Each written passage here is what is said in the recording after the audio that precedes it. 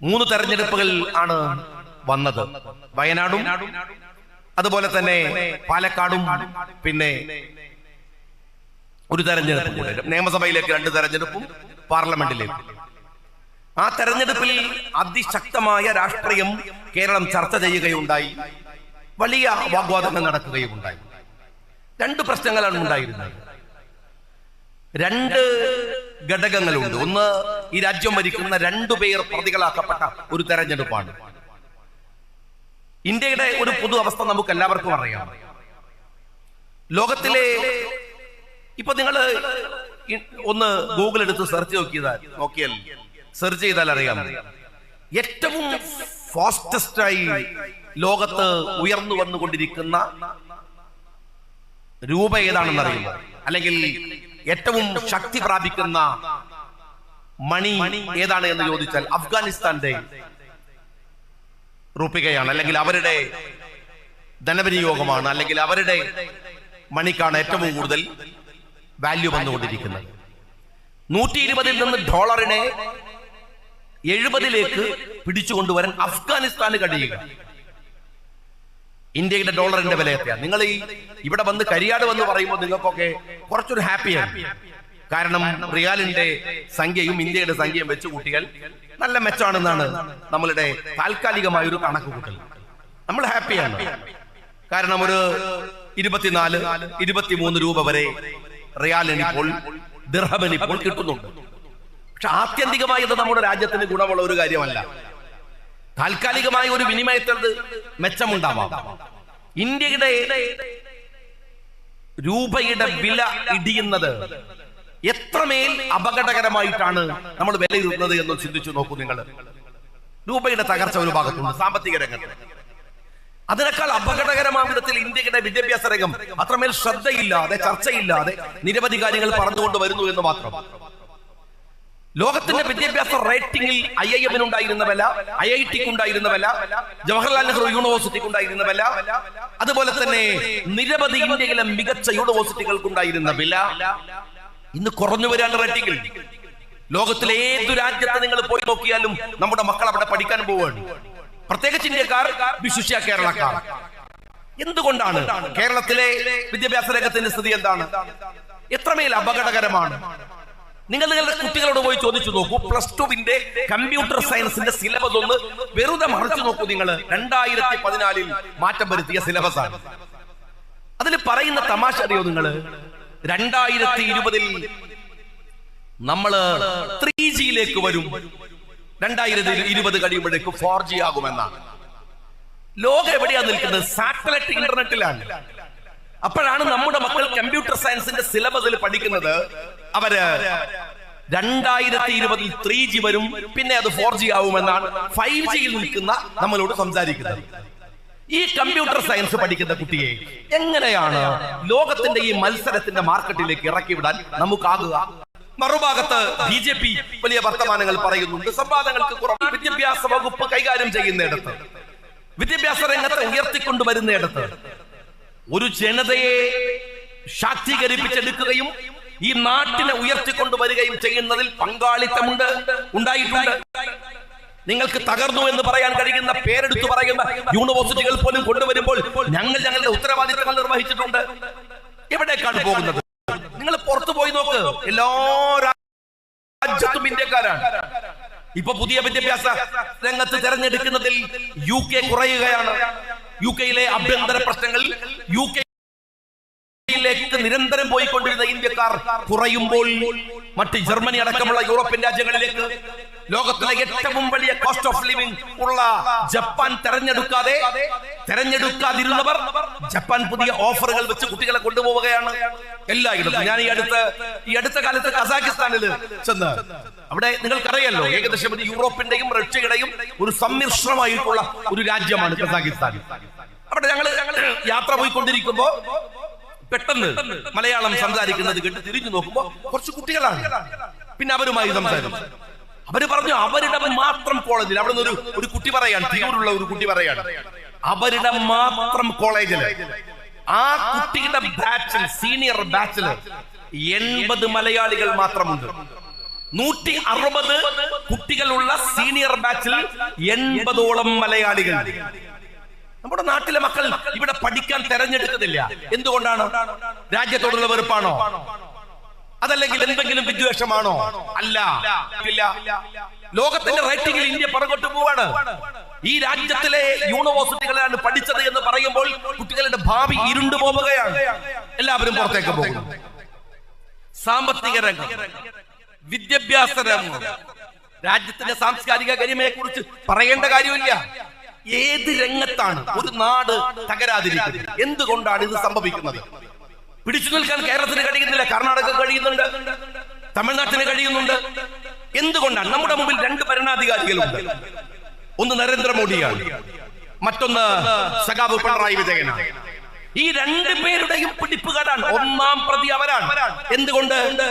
മറ്റെല്ലാ മന്ത്രിസഭയായാലും, UDF-ന്റേതായാലും, LDF-ന്റേതായാലും, കേന്ദ്രത്തിൽ കോൺഗ്രസിന്റേതായാലും, അവിടെയുള്ള ഏത് മുന്നണിയായാലും അതൊരു കൂട്ടായ്മയാണ്. വാജ്പേയിയുടെ മന്ത്രിസഭ പോലും ഒരു കൂട്ടായ്മ.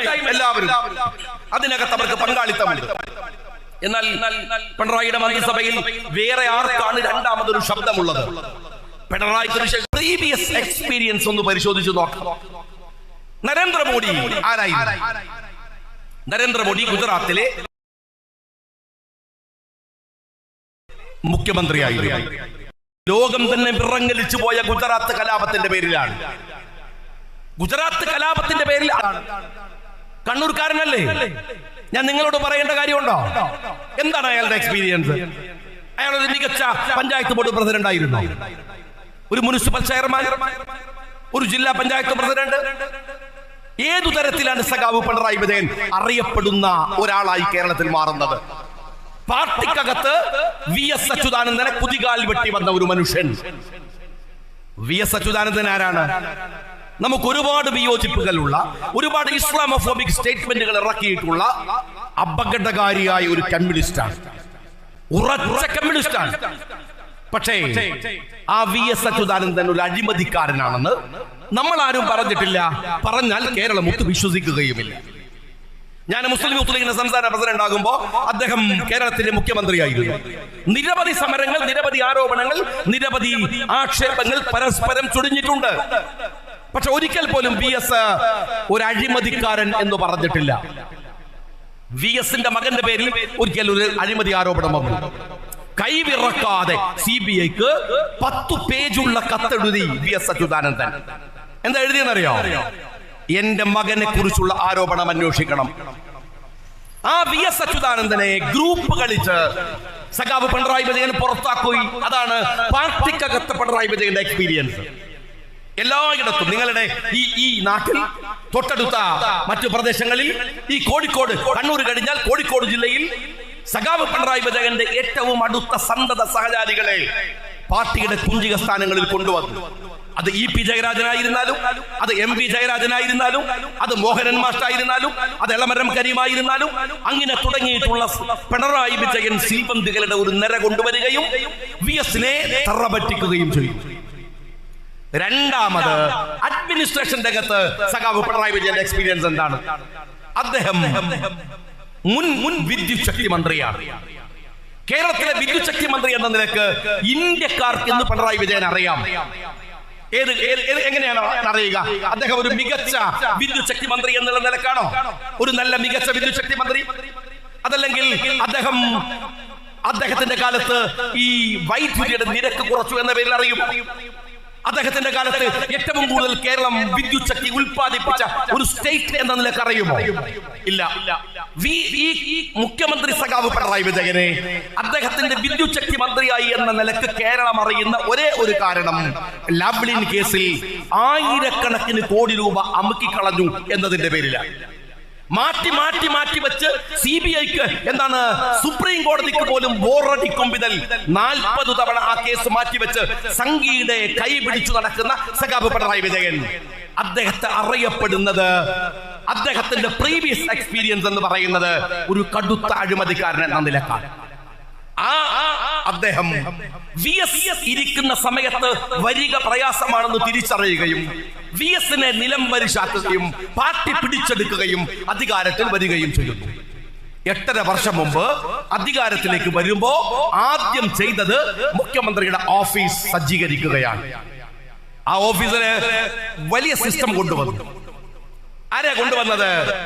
അവിടെ കൊണ്ടുവരുന്ന അല്ലെങ്കിൽ അദ്ദേഹത്തിന്റെ ഓഫീസിൽ നിർത്താൻ ശ്രമിക്കുന്ന ശിവശങ്കരന്റെ ട്രാക്ക് റെക്കോർഡ് പരിശോധിച്ചു. കൊള്ളാവുന്ന അഴിമതിക്കാരൻ, വിഷയലമ്പടൻ, പലതരത്തിലുമുള്ള പ്രശ്നങ്ങളുണ്ട്. സ്വപ്നയുമായി ശിവശങ്കരന്റെ എന്താണ് അദ്ദേഹത്തിന്റെ കൂടിക്കാഴ്ചകൾ, അതുമായി ബന്ധപ്പെട്ട കഥകൾ മലയാളി അറിയുന്നതാണ്. ആ ശിവശങ്കരനെ തന്മയത്വത്തോടെ ഉപയോഗിച്ചു. മുഖ്യമന്ത്രിയുടെ കൂടെ ഇരുന്ന് ശിവശങ്കരൻ കക്കാൻ തുടങ്ങി. കേരളത്തിലെ മുഖ്യമന്ത്രിയുടെ ഓഫീസ് വഴി, ഡിപ്ലോമാറ്റിക് ചാനൽ വഴി, മുഖ്യമന്ത്രിയുടെ സ്വാധീനം ഉപയോഗിച്ച് മുഖ്യമന്ത്രിയുടെ പ്രൈവറ്റ് സെക്രട്ടറി ഏകദേശം 150ഓളം കിലോ സ്വർണവും വലിയ ഹവാലയും കേരളത്തിലേക്ക് കൊണ്ടുവന്നു എന്നതിന്റെ കേസുകൾ നടക്കുന്നു. ശിവശങ്കരൻ ജയിലിലേക്ക് പോയി. ശിവശങ്കരൻ ജയിലിൽ പോയപ്പോ പിന്നെന്താ അടുത്ത പണി? അതിന് പറ്റിയ ഒരുത്തനെ കൊണ്ടുവന്ന് വെക്കണം.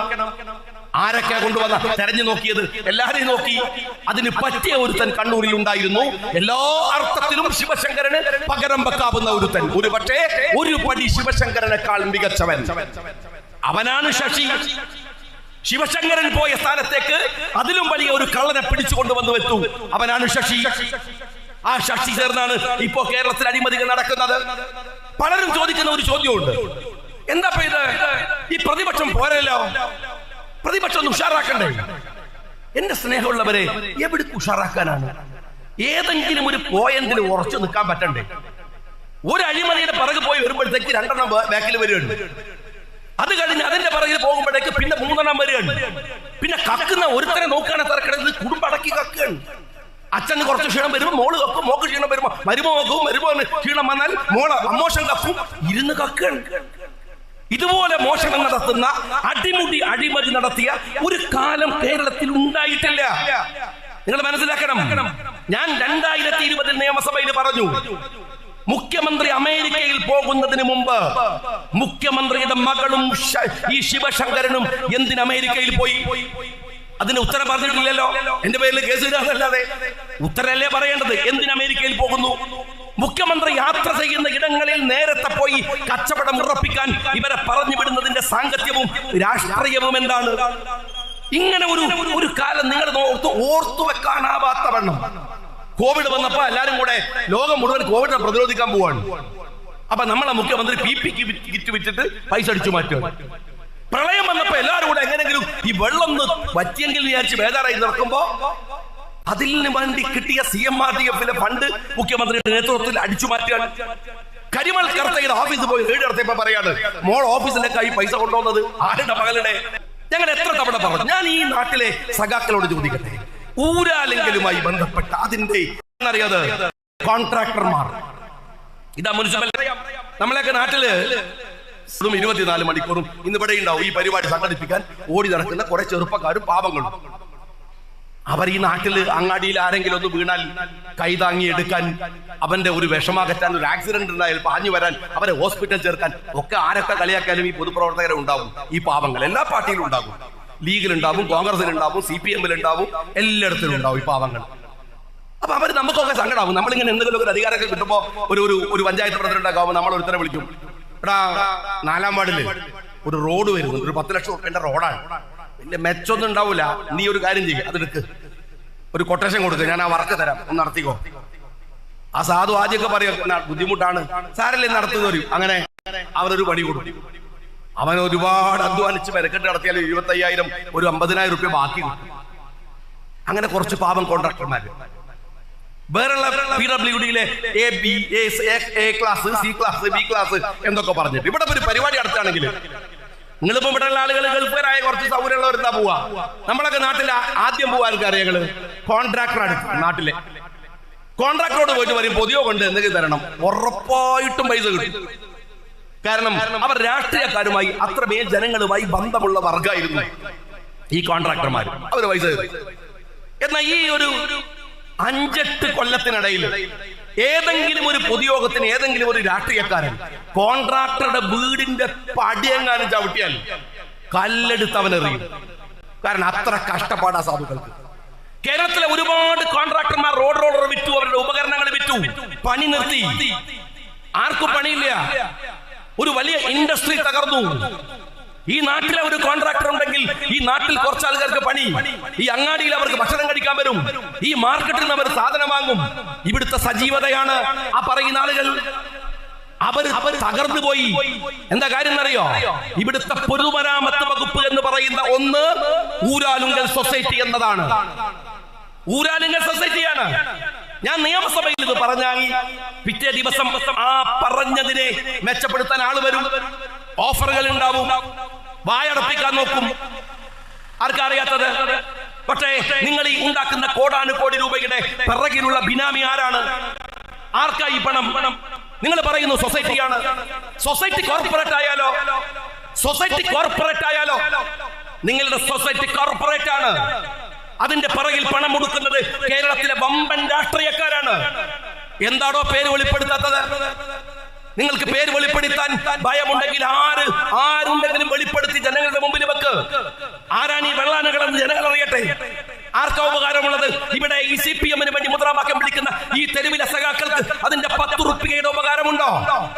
ഒരു സൊസൈറ്റി ആണെങ്കിൽ ഏതു തരത്തിലാണ് ജനങ്ങൾക്ക് ഉപകാരപ്പെടുന്നത്?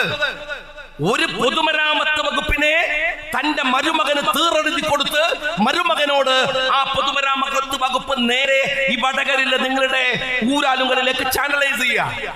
എന്നിട്ട് നിങ്ങൾ തന്നെ ബില്ലുണ്ടാക്കുക, നിങ്ങൾ തന്നെ എസ്റ്റിമേറ്റ് ഉണ്ടാക്കുക, നിങ്ങൾ തന്നെ AS കൊടുക്കുക, നിങ്ങൾ തന്നെ TS കൊടുക്കുക, എന്നിട്ട് കോടികൾ അടിച്ചു മാറ്റുക. ഇതെത്രയായി?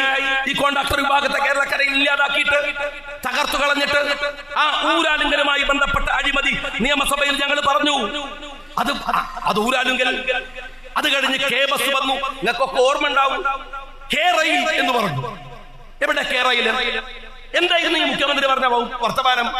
താഴെ കൂടെ റെയില്, മേലെ കൂടെ K-റെയിൽ, അതിന്റെ മേലെ കൂടെ മെട്രോ, അതിന്റെ മേലെ കൂടെ വിമാനം.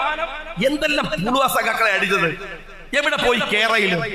K-റെയിൽ എന്ന് പറയുന്നത് കൺസൾട്ടൻസി വഴി ആയിരക്കണക്കിന് കോടി രൂപ അടിച്ചു മാറ്റി പദ്ധതി വഴി ഇരുട്ടു. ജനങ്ങളുടെ സമരം വഴി. പക്ഷെ കിട്ടേണ്ടത് നിങ്ങൾക്ക് കിട്ടി. K-റെയിലിന്റെ അഴിമതിയെ പറഞ്ഞുകൊണ്ടിരിക്കുമ്പോ അതാ വരുന്നു K-ഫോൺ. ഏത് കാലത്ത്? ഞാൻ അന്ന് പറഞ്ഞു സാറ്റലൈറ്റ് ഇന്റർനെറ്റ് വരികയാണ്, സാറ്റലൈറ്റ് ഫോൺ വരികയാണ്. 40 രാജ്യങ്ങളിൽ സാറ്റലൈറ്റ് ഫോൺ വന്നു കഴിഞ്ഞു. ഇനിങ്ങനെ ഇവിടുത്തെ കണക്ഷൻ ഒന്നും വേണ്ട. നിങ്ങൾ ഫ്ലൈറ്റിൽ ഇരുന്നാ പറയും നിങ്ങൾ എയർപ്ലെയിൻ മൂടാക്കിയേക്ക്, ഫോൺ ഓഫ് ചെയ്യണം. പക്ഷേ സാറ്റലൈറ്റ് ഫോണുകൾ വ്യാപകമായാൽ നിങ്ങൾക്ക് ഫ്ലൈറ്റിനകത്ത് നിങ്ങളുടെ ഫോൺ ഉപയോഗിക്കാൻ കഴിയും. അത്തരത്തിലുള്ള ഏറ്റവും അത്യന്താധുനികമായ സാറ്റലൈറ്റ് ഫോണുകൾ വന്നു. അപ്പോഴാണ് K-ഫോൺ എന്ന് പറയുന്ന തട്ടിപ്പ്. നിങ്ങളുടെ ഈ നാട്ടിൽ എത്ര വീടുകളിൽ K-ഫോൺ ഉണ്ട്? എത്ര വീടുകളിൽ ഉപയോഗിക്കുന്നുണ്ട്? എത്ര വീടുകളിൽ കണക്ഷൻ ഉണ്ട്? ഏതെങ്കിലും ഒരു സഖാവ് പറയട്ടെ എത്രമായാൽ ലാഭകരമാണ്, നഷ്ടം എന്ന് ഗവൺമെന്റ് പറഞ്ഞു.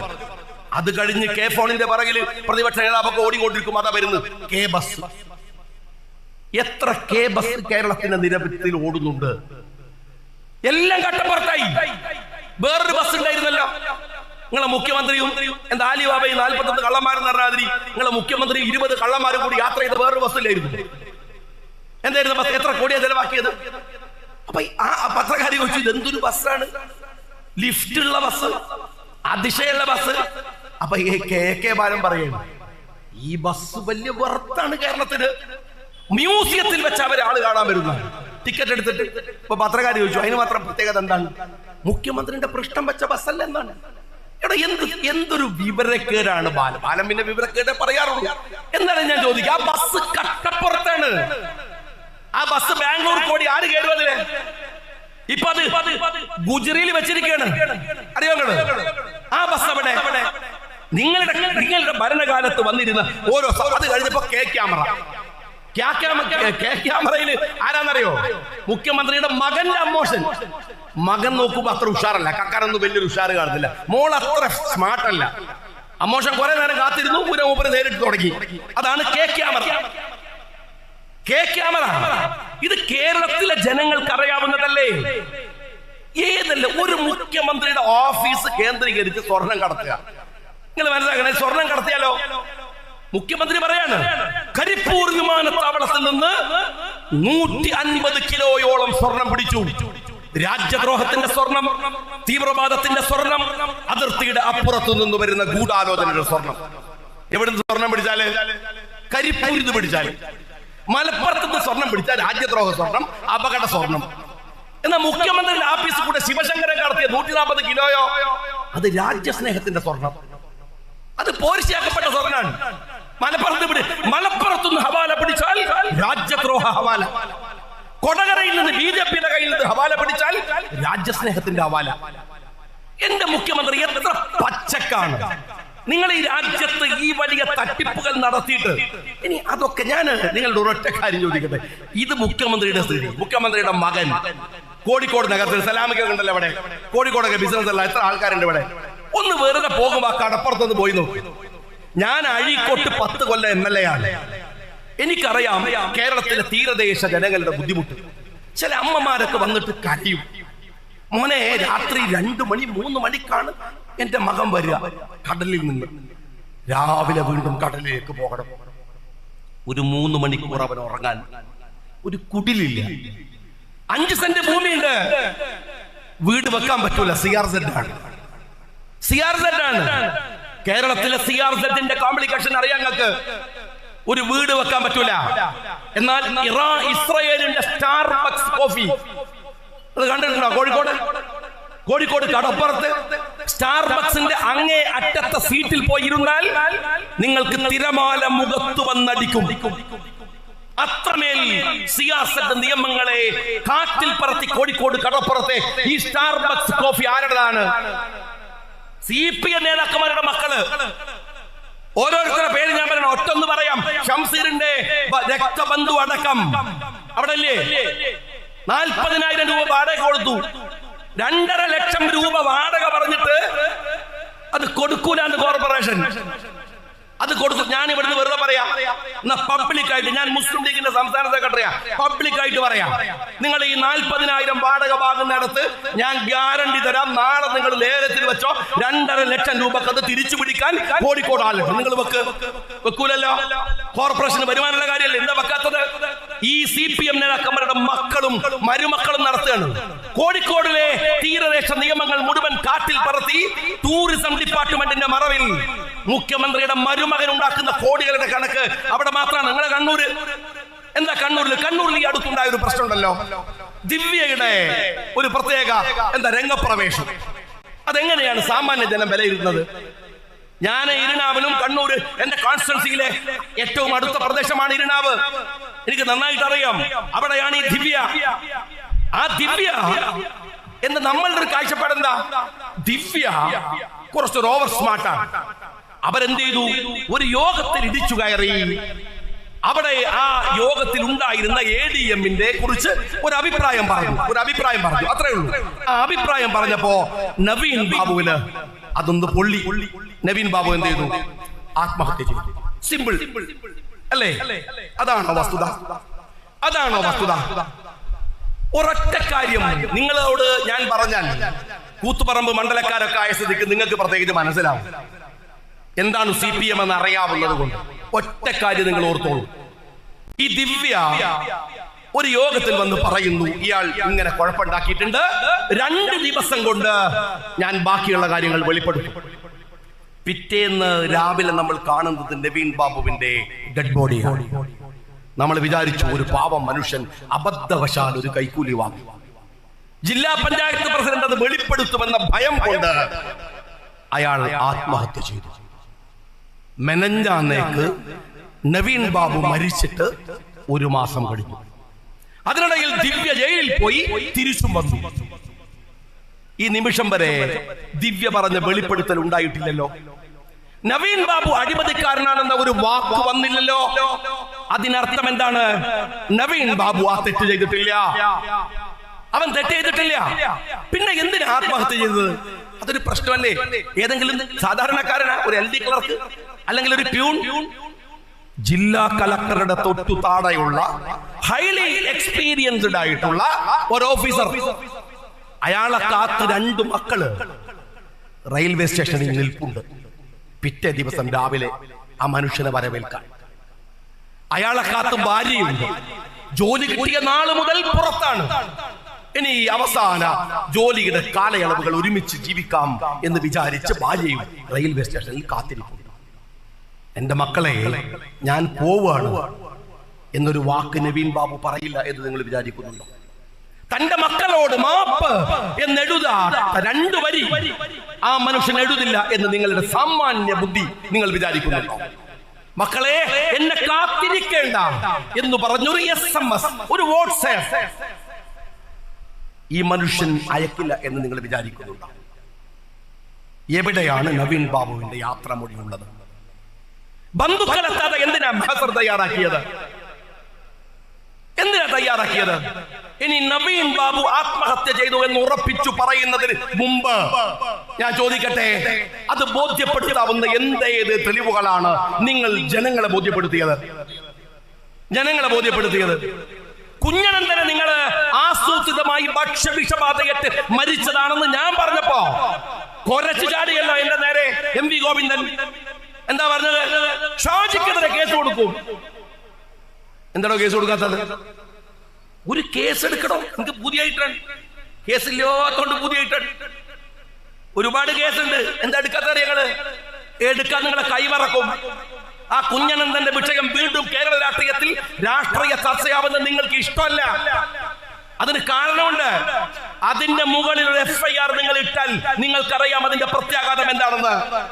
വെറുതെയല്ല, ഞങ്ങളെയൊക്കെ വേട്ടയാടി നടക്കുന്ന P ശശിക്ക് എന്റെ പേരിൽ ഈ വിഷയത്തിൽ കേസെടുക്കാൻ പറ്റാത്തത്. ഞാൻ ഇപ്പോഴും ചോദിക്കുന്നു, നവീൻ ബാബുവിന്റെ മരണം ആത്മഹത്യ എന്ന് കേട്ടറിവല്ലാതെ അങ്ങനെയെങ്കിൽ ആ മനുഷ്യന്റെ ആത്മഹത്യാക്കുറിപ്പ് എവിടെ ഉള്ളത്? ഒരു സാധാരണക്കാരനല്ലല്ലോ. ഇതറിയണമെങ്കിൽ നിങ്ങൾ ആരാണ് ദിവ്യ എന്ന് പഠിക്കണം. ആ ദിവ്യ കടുത്ത അഴിമതിക്കാരിയായ, ഞാൻ പലപ്പോഴും പറഞ്ഞിട്ടുണ്ട്, സാരി എടുത്ത പിണറായി എന്ന് വിളിക്കാവുന്ന ഒരാളാണ്. സാരി എടുത്ത പിണറായി എന്ന വാക്യത്തൊക്കെ മനസ്സിലാവുമല്ലോ.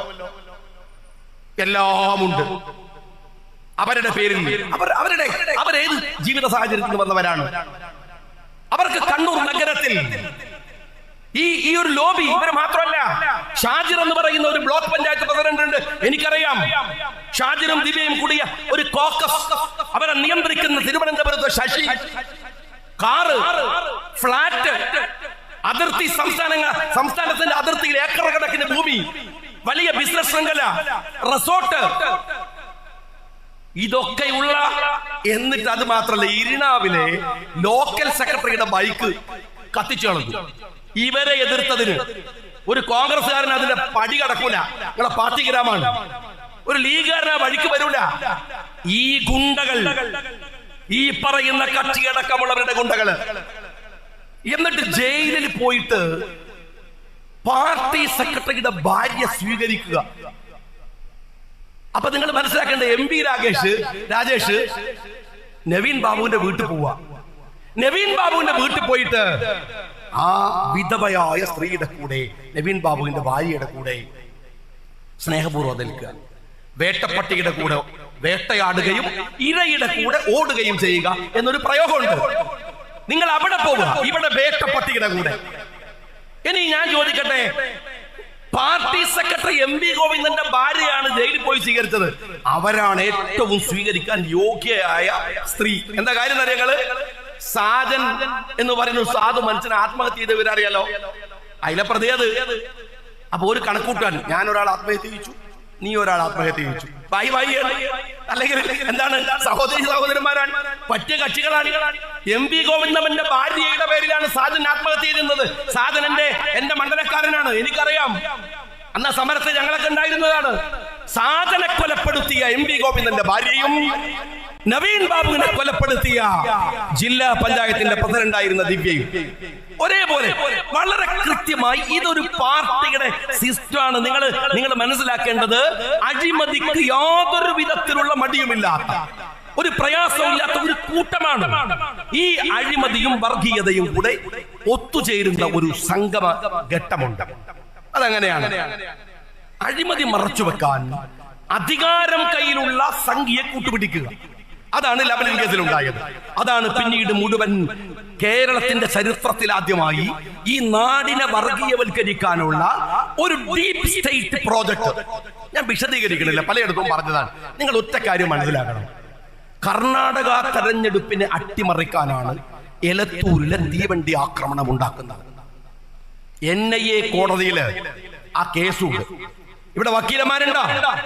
ഒന്ന് പോയി ആ കേസിന്റെ FIR പരിശോധിക്ക, കേസിന്റെ ഫൈൻഡിങ്സ് പരിശോധിക്ക. FIRും ഫൈൻഡിങ്സും വരുമ്പോ അറിയാം എന്തെല്ലാം വർത്താനമാണ് ഈ അജിത്ത് എന്ന് പറയുന്ന സംഘീചാരനായ DIG പറഞ്ഞത്, ADGP പറഞ്ഞത്.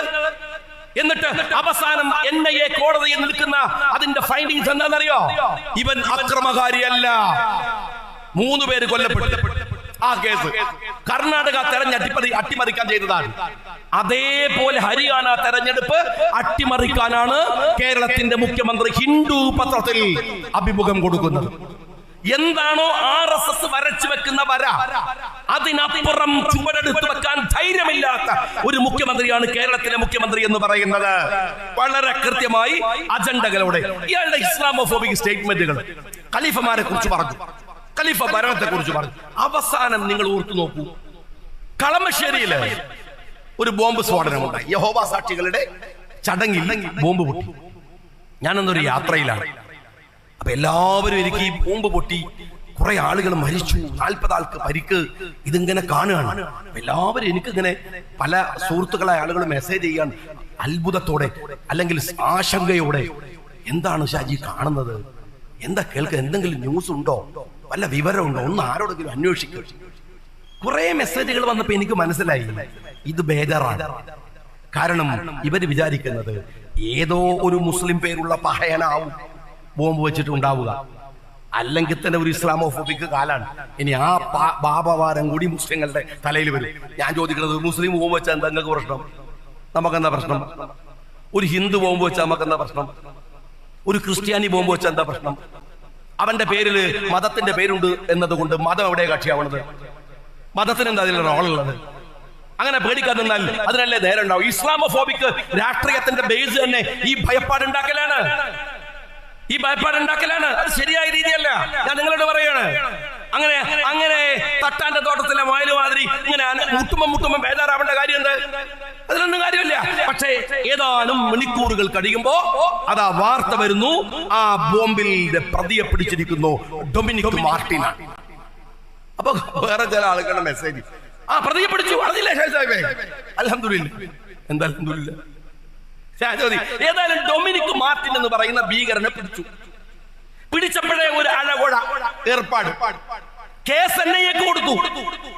കേസ് കോടതിയിൽ വന്നു. കണ്ടോ നിങ്ങള്? ഡൊമിനിക് മാർട്ടിന്റെ പേരിൽ UAPA ഇല്ല. ഡൊമിനിക് മാർട്ടിന്റെ പേരിൽ UAPA ഇല്ല. അലനും താഹയും എന്ന് പറയുന്ന 2 കുട്ടികള് കോഴിക്കോട് ലോ കോളേജിലെ വിദ്യാർത്ഥികൾ. ഈ അലന്റെ വാപ്പനെ ഞാൻ കോഴിക്കോട് കാണും പലപ്പോഴും. ഒരു സാധു കമ്മ്യൂണിസ്റ്റുകാരൻ, നിരീശ്വരവാദി, ഒരു കമ്മ്യൂണിസ്റ്റുകാരൻ ആ മനുഷ്യന്റെ 2 മക്കളെ ദയാദാക്ഷിണ്യമില്ലാതെ UAPA ചാർത്തി പരീക്ഷയും ഭാവിയും കുളമാക്കി ഈ മുഖ്യമന്ത്രി പിണറായി വിജയൻ. പക്ഷേ ഡൊമിനിക് മാർട്ടിന്റെ പേരിൽ UAPA ഇല്ല. എത്ര അപകടകരമായി സംഘിക്ക് ചൊറിഞ്ഞു കൊടുക്കുന്ന പണിയാണ് ഇയാൾക്ക്. നിങ്ങൾ ആലോചിച്ച് നോക്ക്, ഇത്രമേൽ അപകടകരമായ ഒരു മുഖ്യമന്ത്രിയെ കേരളത്തിന്റെ ചരിത്രം കണ്ടിട്ടില്ല. ഇപ്പൊ സന്ദീപ് വാര്യർ, ഇന്നത്തെ ലേറ്റസ്റ്റ് ന്യൂസ് എന്താണ്? സന്ദീപ് വാര്യർ കോൺഗ്രസിലേക്ക് വന്നു. അതുമായി ബന്ധപ്പെട്ട സ്റ്റേറ്റ്മെന്റുകളാണ്. നിങ്ങൾ മനസ്സിലാക്കേണ്ട ഒരു കാര്യമുണ്ട്, ഇവിടുത്തെ സഖാക്കൾ മനസ്സിലാക്കേണ്ട ഒരു കാര്യമുണ്ട്. എല്ലാരും പറയുന്നുണ്ടല്ലോ, മുഖ്യധാര രാഷ്ട്രീയ പാർട്ടികൾ, കോൺഗ്രസ് ബാങ്കരാണ്, അതിനകത്ത് വലിയ പ്രശ്നങ്ങളാണ്, CPM-നകത്തും പ്രശ്നങ്ങളാണ്. പക്ഷെ BJP ഭയങ്കര കേഡർ പാർട്ടിയാണ്. കാരണം പിറകിൽ RSS ഒരു ചുക്കില്ല.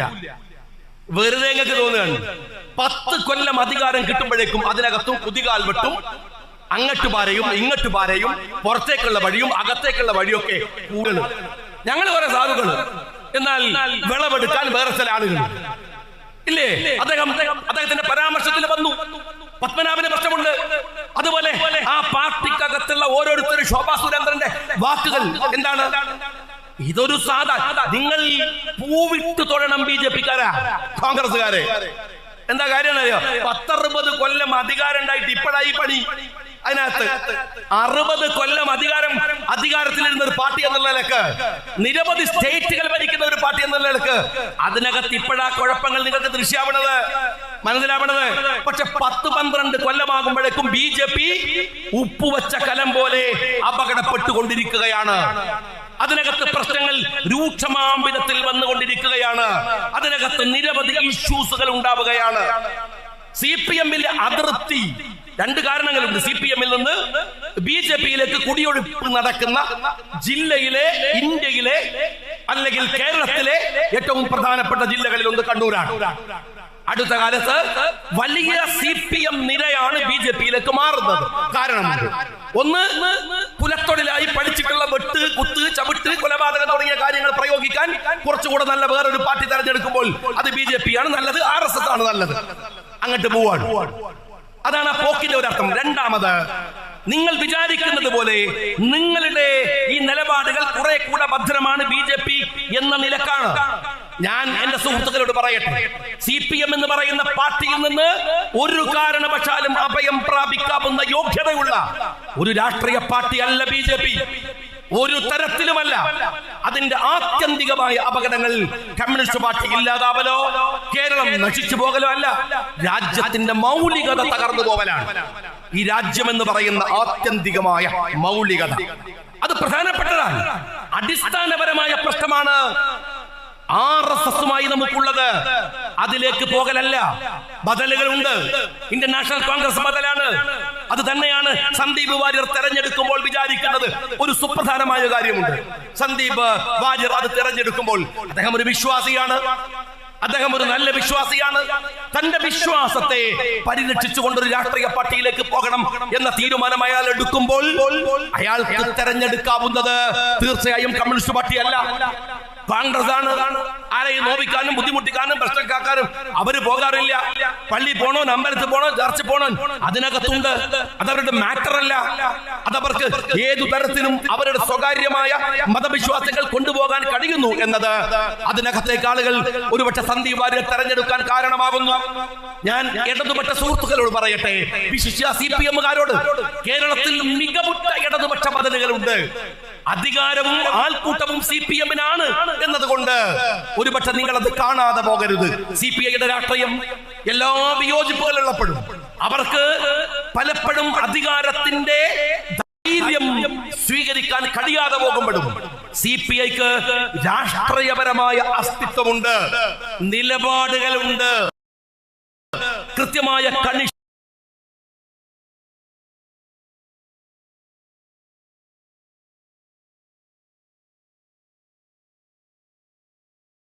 അതിലേറെ പറയാവുന്ന സത്യസന്ധതയുണ്ട്. അവരുടെ മന്ത്രിമാരുടെ കാഴ്ചപ്പാടുകളുണ്ട്. എനിക്കറിയാം, നിങ്ങൾക്കും അറിയാം. CPM-കാരോടും CPM അതിന് പറ്റിയ ബദലല്ല എന്ന് പറയുകയാണ്.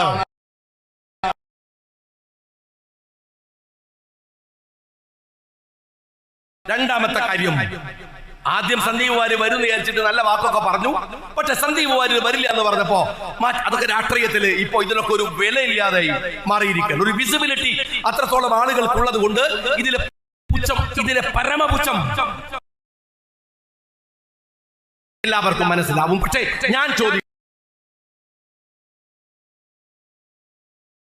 ഇന്നലെ വരെ സന്ദീപ് വാര്യർ RSS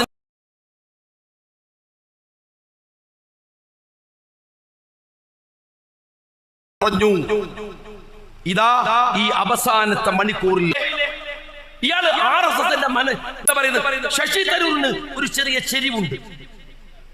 രമേശ് ചെന്നിത്തല കുറച്ച് വലത്തോട്ട് പോയിക്കൊണ്ടിരിക്കുകയാണ്, അവിടെ എത്തിയിട്ടില്ല. ഈ കുറെ തല്ലിപ്പൊളി എന്താ പറയേണ്ടത്, ഏറെപ്പത്തരം കാണിക്കുന്ന കുറെ നിരീക്ഷകന്മാര്. എന്റെ സഹോദരന്മാർ, ഇതൊരു ഫാഷിസ്റ്റ് കാലമാണ്. കിട്ടാവുന്നവരെ മുഴുവൻ മതേതര ചേരിയിൽ ചേർത്ത് പിടിക്കലല്ലേ ബാധ്യത? അതല്ലേ ഉത്തരവാദിത്തം? അവൻ ഇന്നലെ അത് പറഞ്ഞില്ലേ, മെഞ്ഞാന്ന് മറ്റേ പറഞ്ഞില്ലേ എന്ന് പറയുന്ന ഈ പോയത്തക്കാരായ CPM പറയുന്ന വിവരക്കേടാണോ ഈ രാജ്യം ഏറ്റു പറയേണ്ടത്? അതല്ല. അദ്ദേഹം ഇന്ന് മാറ്റി പറഞ്ഞോ? ആ നിലപാടിൽ നിന്ന് അയാൾ നാളെ മാറ്റി പറയുന്നത് വരെ ഇന്ന് പറഞ്ഞ നിലപാടിന്റെ കൂടെയാണ് നമ്മൾ. എന്താ പ്രശ്നം? നാളെ അയാൾ മാറ്റി പറഞ്ഞാൽ ആ മാറ്റി പറഞ്ഞെടുത്ത് അത് ശരിയല്ലടോ എന്ന് പറയാൻ നാവ് ഏതെങ്കിലും ആഫീസ് കൊണ്ടേ പണയൊന്നും വെക്കണില്ലല്ലോ ആരും. അന്നാ നിലപാട് പറയാം. ഇന്നലെ ആ നിലപാട് അയാൾ മാറ്റി പറഞ്ഞിട്ടുണ്ടെങ്കിൽ ആ മാറ്റി പറഞ്ഞ പറഞ്ഞിരിക്കുന്നത് തടയാൻ.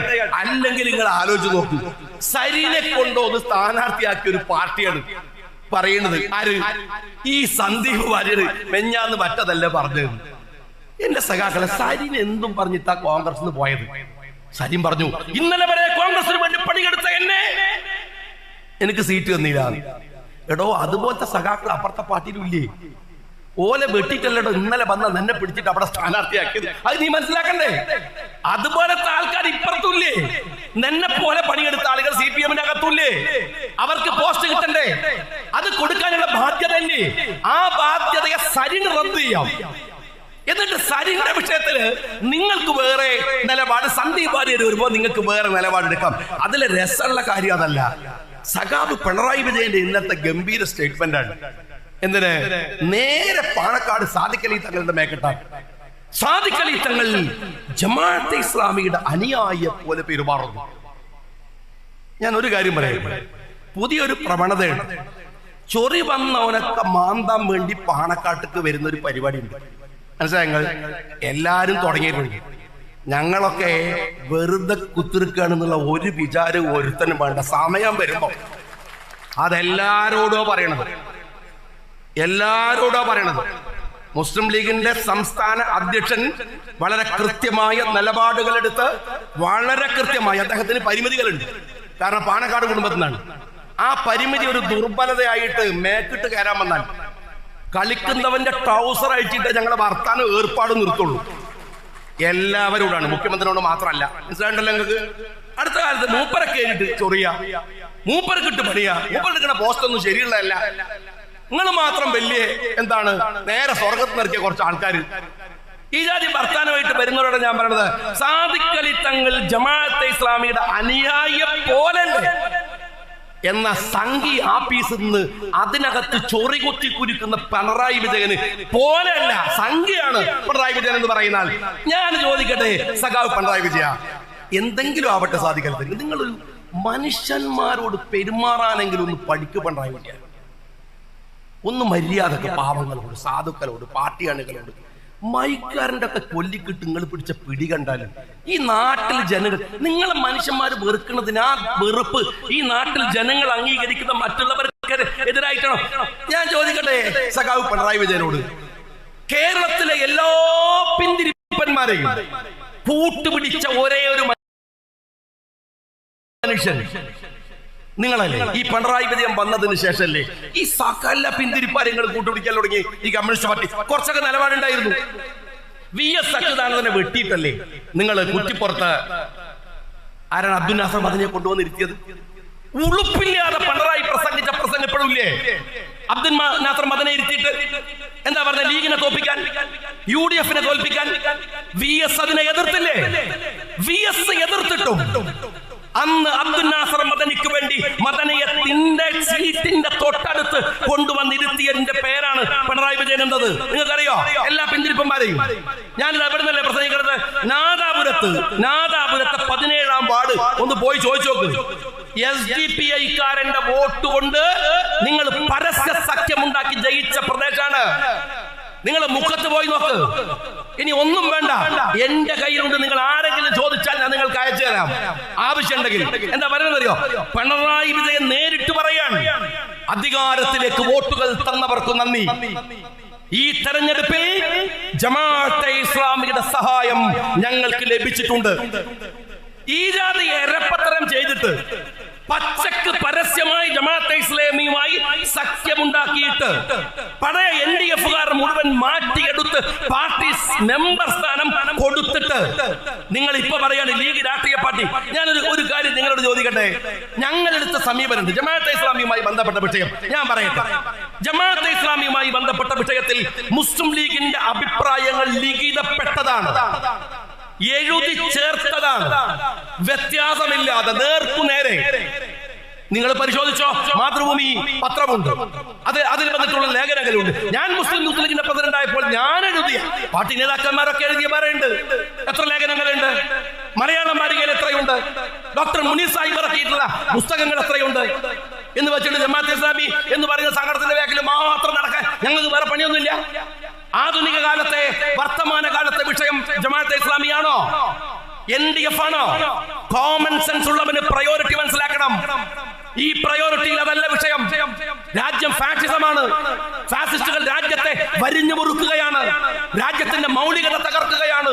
ഇഞ്ചിഞ്ചായി ഒരു നാട്ടിലെ തകർത്ത് കൊല്ലുകയാണ്.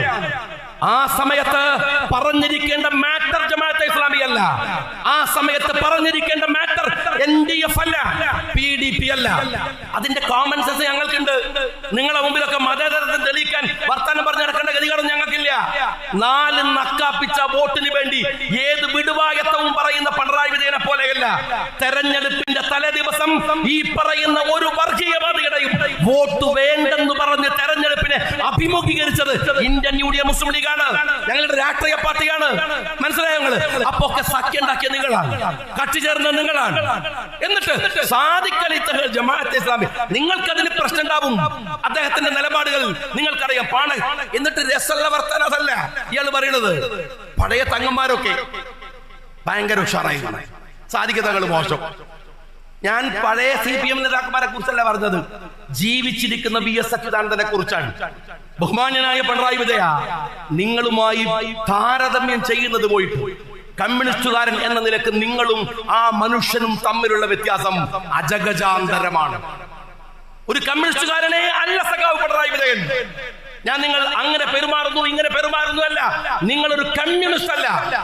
നിങ്ങൾ കുടുംബത്തിന് വേണ്ടി കട്ടുമുതൽ ഉണ്ടാക്കിയ ആ മുതൽ സംരക്ഷിക്കാൻ വേണ്ടിയിട്ട് രാജ്യത്തിലെ ഫാഷിസ്റ്റുകൾക്ക് പാർട്ടിയെ കൊണ്ടുപോയി അടിയറ വെച്ച കാട്ടുകള്ളനാണ്. നിങ്ങൾക്ക് സാദിഖ് അലി തങ്ങളെ കുറിച്ച് പറയാനുള്ള അർഹത പോലുമില്ല. അത് മനസ്സിലാക്കണം. നിങ്ങൾ ഏത് തങ്ങളെ അംഗീകരിച്ചത്? ഏത് തങ്ങൾക്കാ സിന്ദാബാദ് വിളിച്ചത്? നിങ്ങളെ വർത്താനം കേട്ടാൽ ഈ ജാതി തട്ടിപ്പൊന്നും നിങ്ങൾ ഇറക്കേണ്ട കാര്യമില്ല. പാലക്കാട് നിങ്ങൾ തോറ്റു കഴിഞ്ഞു. സഖാവ് പിണറായി വിജയൻ, നിങ്ങൾ മനസ്സിലാക്കണം, ഞങ്ങളൊന്നും പറഞ്ഞിട്ടില്ലെങ്കിലും നിങ്ങൾ ജനങ്ങളുടെ മുമ്പിൽ തോറ്റു കഴിഞ്ഞിട്ടുണ്ട്. EP ജയരാജൻ നിങ്ങൾക്ക് തന്ന പണിനേക്കാൾ വലിയ പണിയൊന്നും ഇനി വേറെ നമ്മളായിട്ട് തരേണ്ട കാര്യമില്ലല്ലോ. EP പറയാണ്, നിങ്ങൾ രസമുള്ള ഒരു കാര്യം കേൾക്കണം. DC ബുക്സിന് എഴുതിയ ബുക്കില് EP ജയരാജൻ, അദ്ദേഹത്തോട് വേറെ വിരോധമൊന്നുമില്ല. അദ്ദേഹം ഇൻഡിഗോയിൽ കയറില്ല എന്ന് പറഞ്ഞ ആളാണ്. പിന്നെ ഒരു ദിവസം കയറിയിട്ട് പറഞ്ഞു നമ്മൾ കോംപ്ലിമെന്റ്സ് ചെയ്യുന്നത് അതാണ്.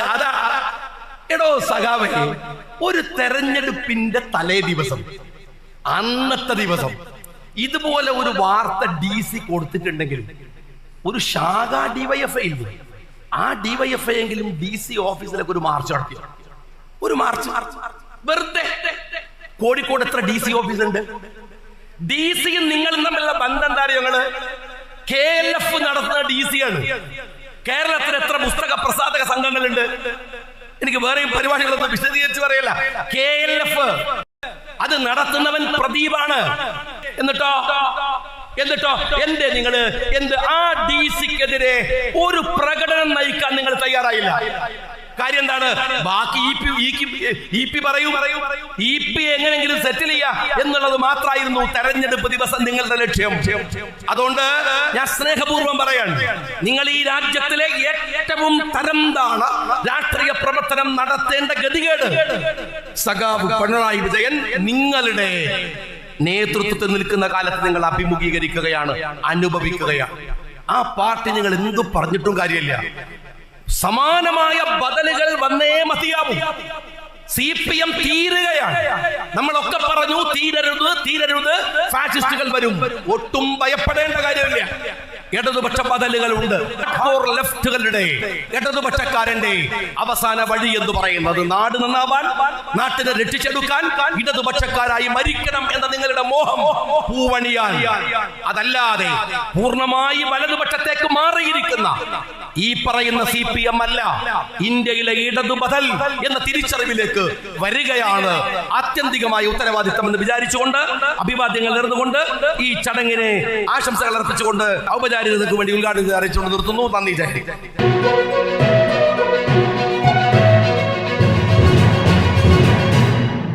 സബ്സ്ക്രൈബ് ചെയ്തിട്ടില്ലാത്തവർ ഇപ്പോൾ തന്നെ സബ്സ്ക്രൈബ് ചെയ്യുക. നോട്ടിഫിക്കേഷൻ ലഭിക്കുവാൻ ബെൽ ബട്ടണും അമർത്തുക.